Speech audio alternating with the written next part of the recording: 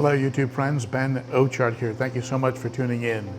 You know, fellow YouTuber and friend of mine, Evan, who's known as IFG on YouTube, just released this video here in which he's talking about how African cichlids suck. Well, I think Evan might have lost his mind. You take a look and you decide.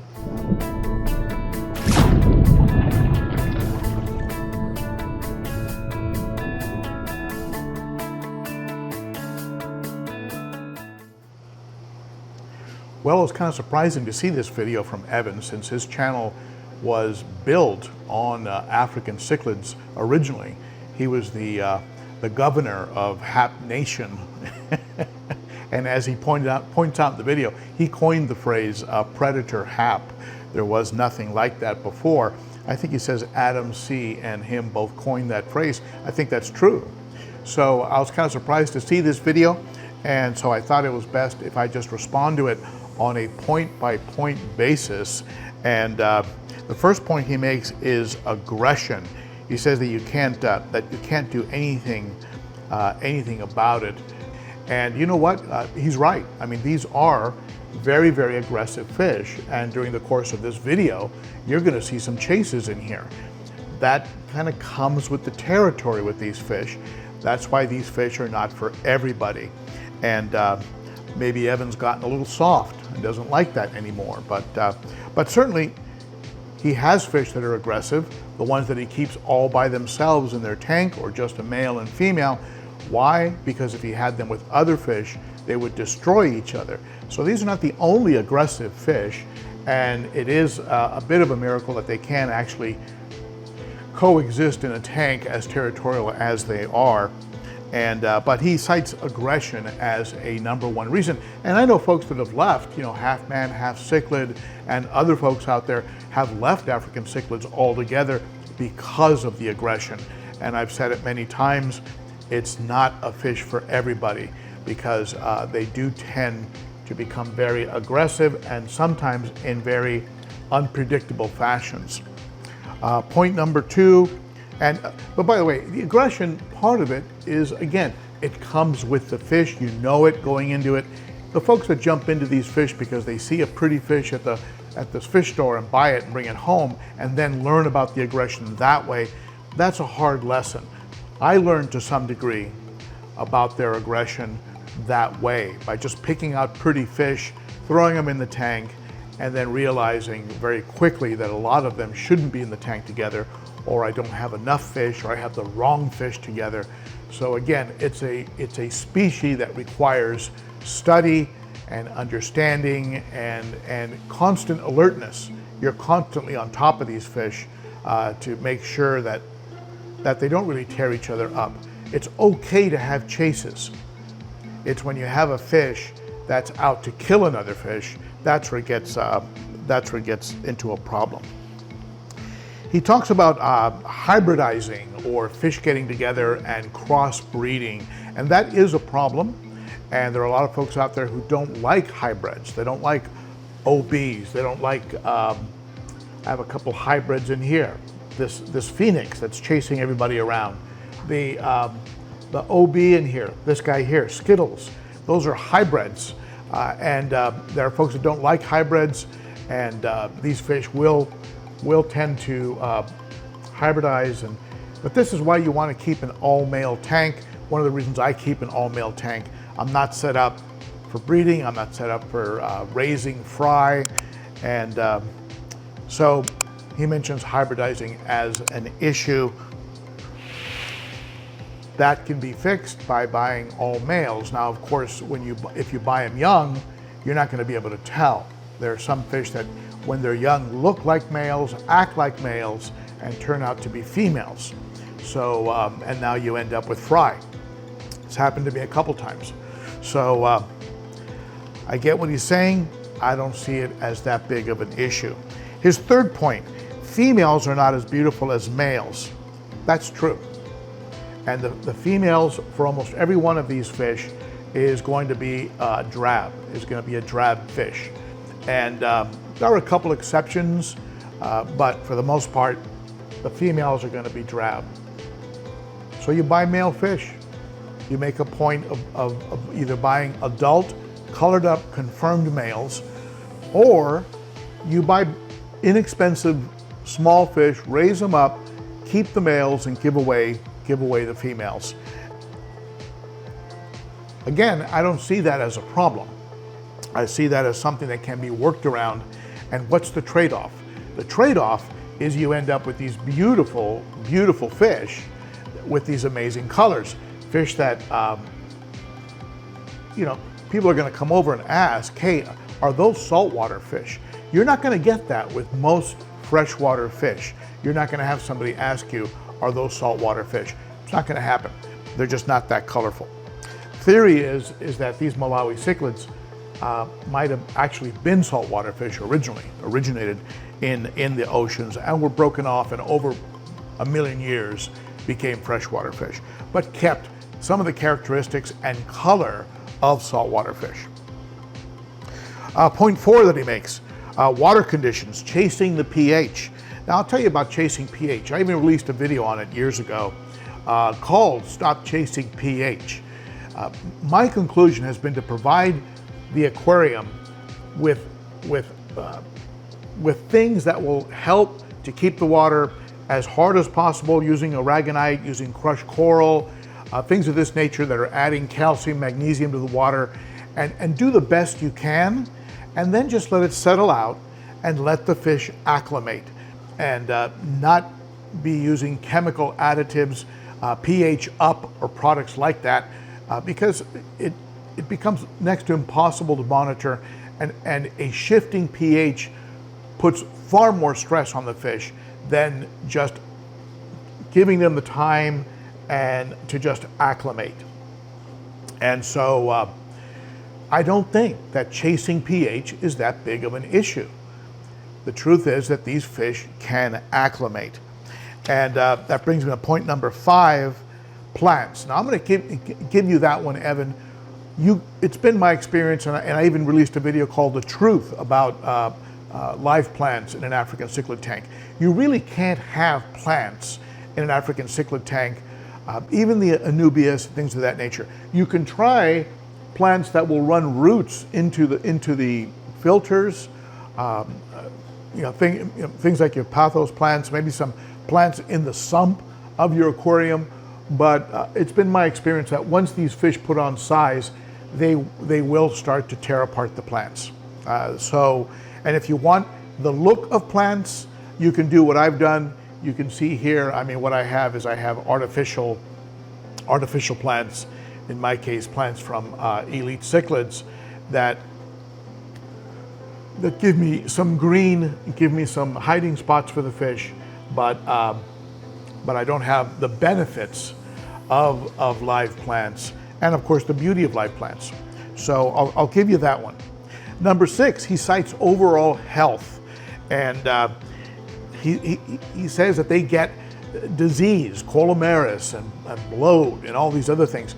I don't think they get those diseases any more than other fish would if they're not being cared for correctly, or if a new previously infected fish was introduced to the tank before quarantine time was up, and was and something wasn't spotted to it, and a new fish was added and imported a disease.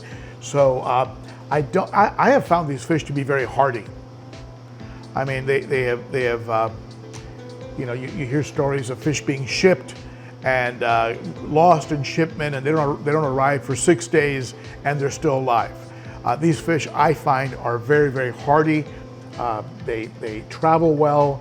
They seem to, people do enormous water changes, 90%, 95% water changes, where just the dorsal fin is sticking out of the water, and the fish do fine. They tolerate it. They do okay with it. So I would challenge that point. I think that African cichlids are not only not susceptible to disease, but actually hardier than most fish, and in particular fish like discus and fish like that are very sensitive to water parameters, and any slip in maintenance and you've got a problem. Point 7, tank mates. And he talks about tank mates, about how you have to be real careful with tank mates. I think that's the case with all fish. You have to have some awareness of what fish you're putting together. Now granted, with African cichlids, and also with some South American cichlids, and other fish, betta fish, for example, put a couple male bettas together, see what happens. You have to have some awareness or be conscious of tank mates. I get it. You wouldn't put very small fish in here. You wouldn't put fry in here.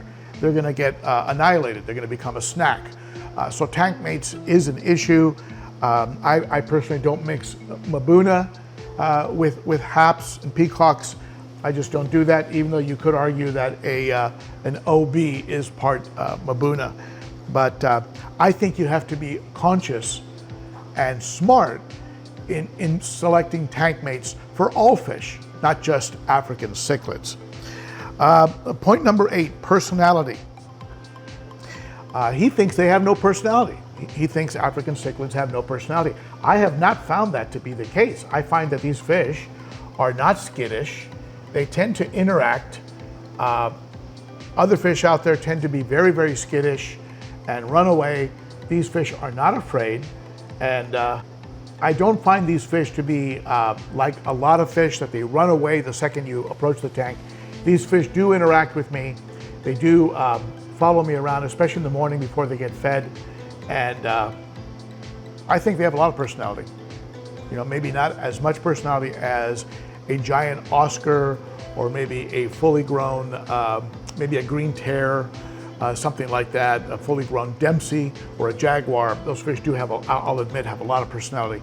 But I think they interact very much. One of the things I like about them the most, the fact that they're not always running for for a hiding spot.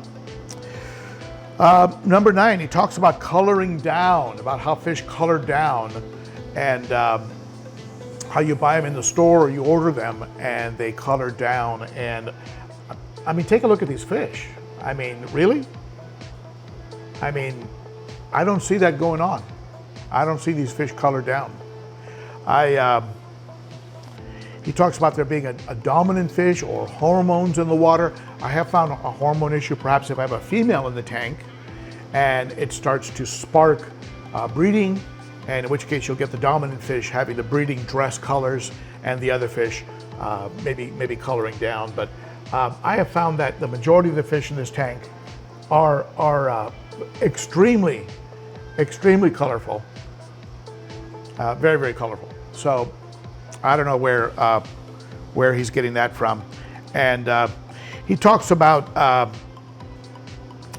overstocking and how that tends to put a stress on filtration and things of that nature, and how overstocking is one of the things that African cichlid keepers have to do to spread aggression.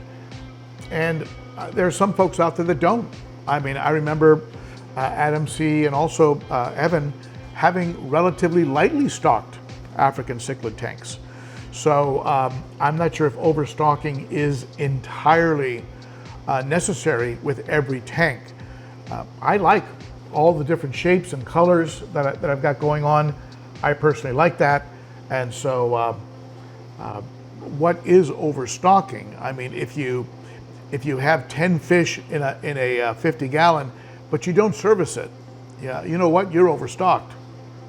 If you have 25 fish in a 50 gallon and you're doing 2 times a week water changes, you have a lot of water turnover with a lot of filtration, you can make a case that that tank isn't overstocked because the water parameters are being maintained in a very pristine, they're being maintained very, very well. And so overstock might be a bit of a fluid term. So he also talks about the need for a massive tank and how you need, this was his final point, his 11th point was the need for a massive tank. And I have not found that to be the case. I mean, he talks about 300 and I think he mentions 300 to 400 gallon tanks. I haven't found that to be the case. I have found that 125 gallon tank that I've had 135s. I've had 150s. The 150 I had in California was a good sized tank, but the fish did great. I had some of the bigger fish in there. I had a trout. I had a Venusis, a big Venusis, right? I had a big eye biter in there. They did fine in 150, and they're probably still doing fine. I mean, I sold them to other fish keepers in California. So I don't agree. You don't need a mega tank. You don't need a 300 to 400 gallon. I think anything from the 125 on up, depending on the type of fish. Certainly you get a trout that gets over 15 inches, you're gonna want 200 on up, my opinion, okay? But I don't know, what do you folks think? Did Evan temporarily lose his mind? What?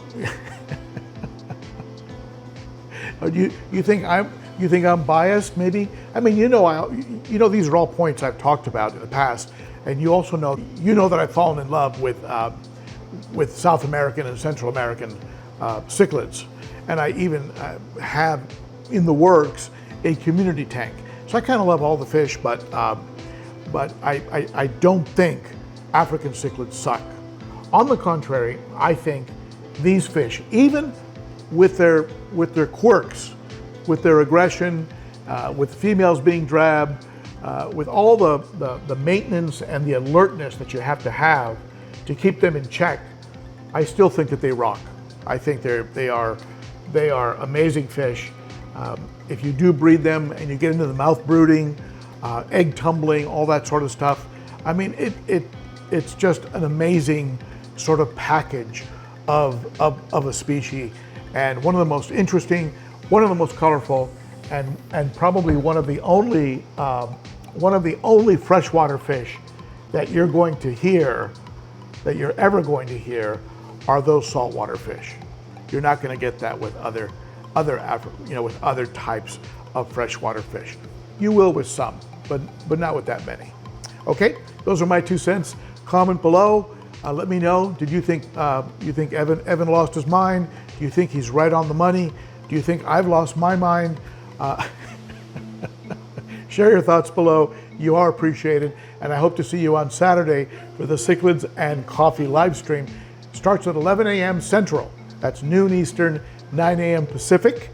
And if you'd like to support the channel, be sure to hit the like button, subscribe, hit the notification bell, and consider becoming a Patreon.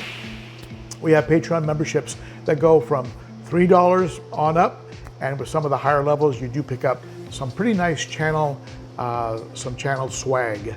All right, thank you so much for tuning in. See you next time. Bye-bye.